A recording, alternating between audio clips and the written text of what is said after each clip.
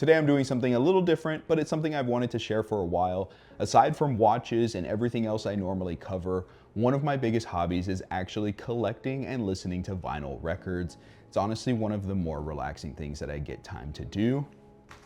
These are just a couple of the albums that I've picked up over time. So Matt Costa, Songs We Sing. This one I hunted for a couple years before I was able to find it.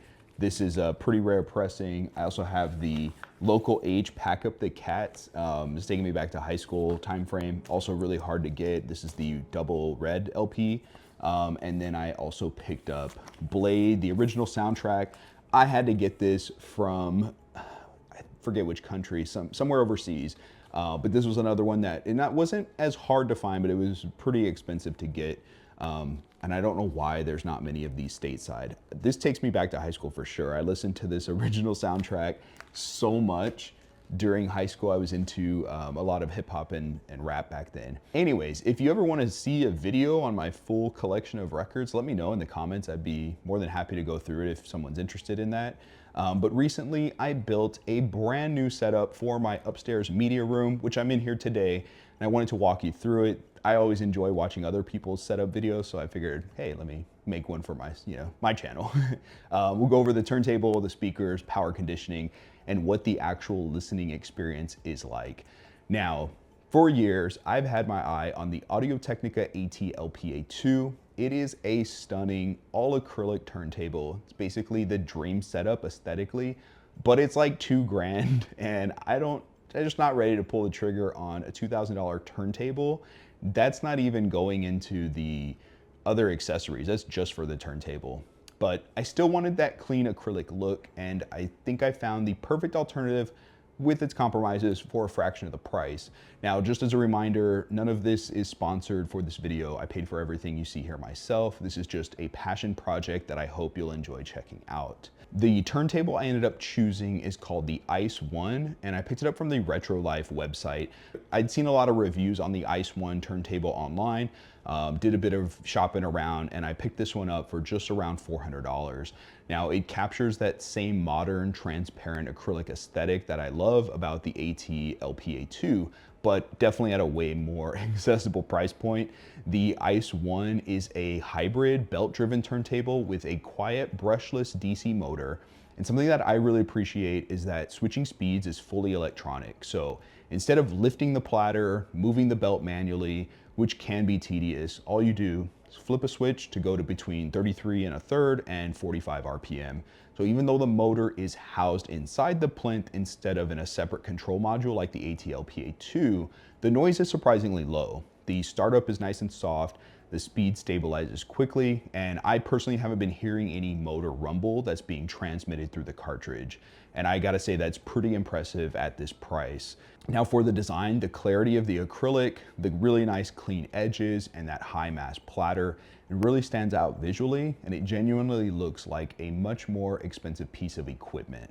The ICE1 does come pre-fitted with an Audio-Technica ATN 3600L moving magnet cartridge.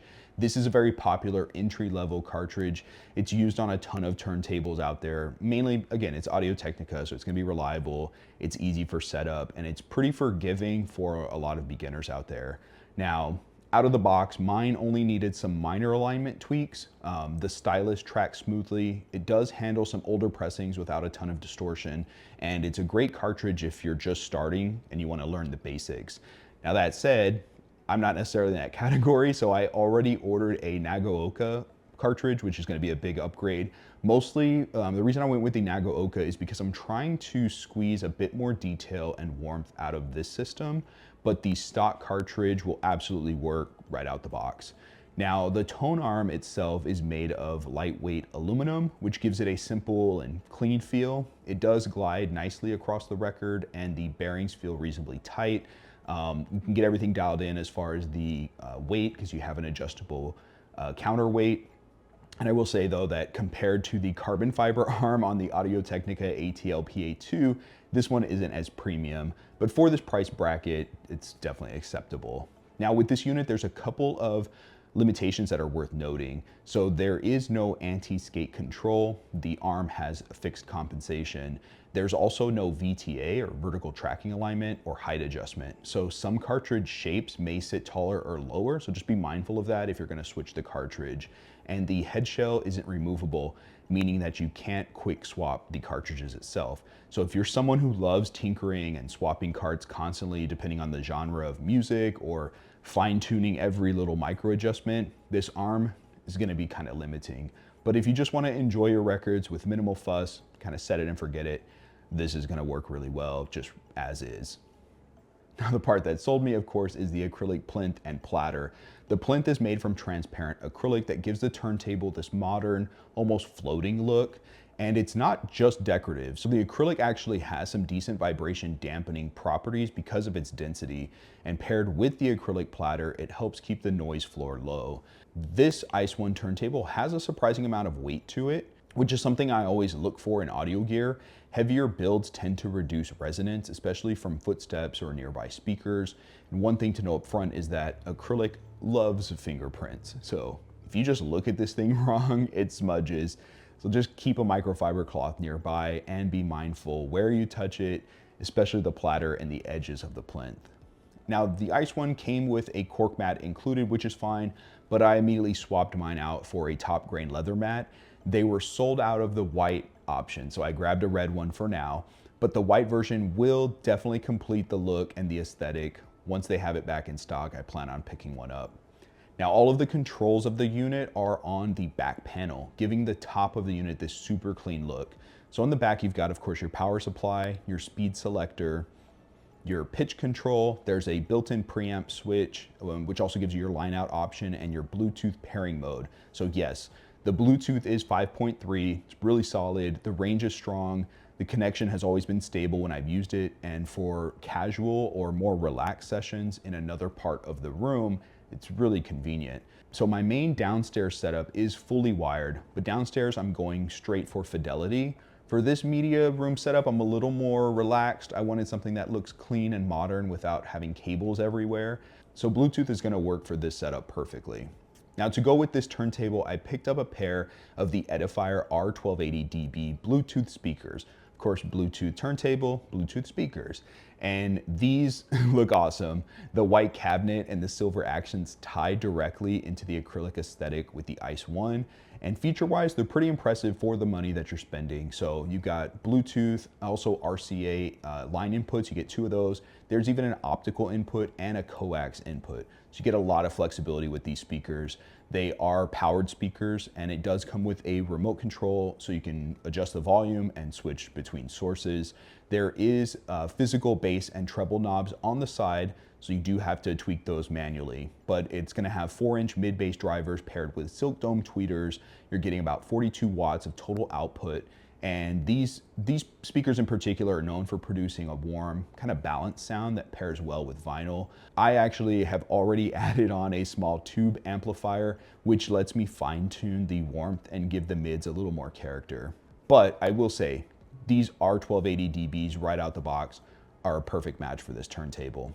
Now, because vinyl gear can be sensitive to interference, I really wanted to build this setup on a clean electrical foundation. So I added in the SW Epsilon 10-socket power conditioner. This is gonna give me AC noise filtering for both RFI and EMI. It has a real-time voltage monitoring LCD screen, and it has 10 outlets. So you're getting 8 that are switched and 2 that are just full-time unswitched. It also has a USB-A and USB-C charging port, but I don't need that, but it's nice to have. And it does have sequenced power distribution, which is gonna protect your components. Just make sure you have your plugs set up in the right order. It is a 1U rack mount size, so it's all metal, and it adds a level of stability to this whole system. So clean power, of course, means fewer hums, fewer buzzes, a more consistent listening experience.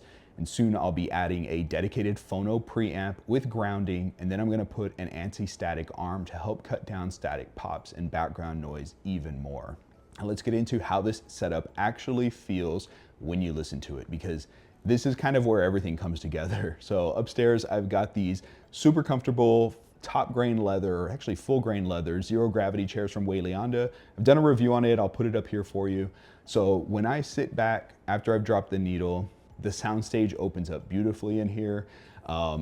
And that's even like, it probably could be better, but with the speakers angled just right, it really feels like the vocalist is positioned right in front of me, and tracks with wide stereo mixes are especially fun because when something's panned to the left or right channel, it genuinely feels like that's being played from that exact spot in the room. So it adds this immersive presence that's hard to describe unless you hear it in person. The best part is, of course, even though I didn't shell out $2,000 for the Audio-Technica ATLPA2, the ICE1 from Retrolife is giving me a listening experience that I absolutely love. I already know that this setup will be getting plenty of use during late night sessions. So while my wife is sleeping downstairs, now I can be up here, crank it up a bit louder, and it's not gonna disturb her. So I know she likes that. So again, overall, for a fraction of the price of higher end acrylic setups out there, I feel like I've put together this clean, great sounding turntable system that kind of fits perfectly in my media room up here. Of course, it looks amazing, it's performing well so far, and it's a setup that I can grow with over time and make some more tweaks to. So if you want to get into vinyl and build something similar without breaking the bank, I really do think this is a great option to start at.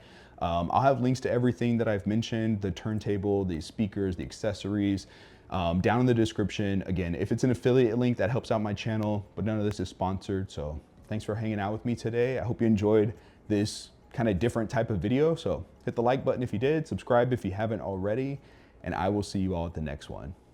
Take care.